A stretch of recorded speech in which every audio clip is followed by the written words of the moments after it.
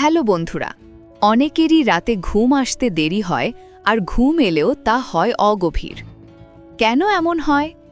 আজকের ভিডিওতে আমরা জানব ঘুমের সমস্যা কেন হয় আর সেই সমস্যা সহজেই কিভাবে কাটিয়ে উঠতে পারেন।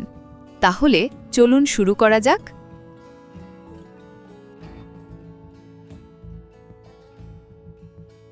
১.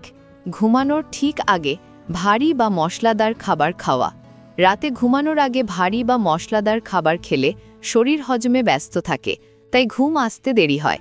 সমাধান: ঘুমের 2 থেকে 3 ঘন্টা আগে রাতের খাবার শেষ করুন। 2.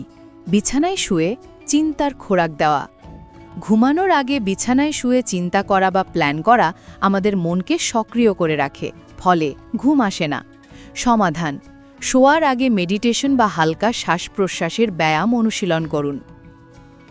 3. সন্ধ্যার পর ক্যাফেইন ও নিকোটিন এড়িয়ে না চলা। চা, কফি বা সিগারেটের মতো উত্তেজক জিনিস শরীরে 6 থেকে 8 ঘন্টা পর্যন্ত সক্রিয় থাকে, যার ফলে মস্তিষ্ক বিশ্রাম নিতে পারে না আর ঘুম আসে দেরিতে। সমাধান: সন্ধ্যার পর ক্যাফেইন ও ধূমপান এড়িয়ে চলুন। 4. প্রতিদিন নির্দিষ্ট সময়ে ঘুমাতে না যাওয়া।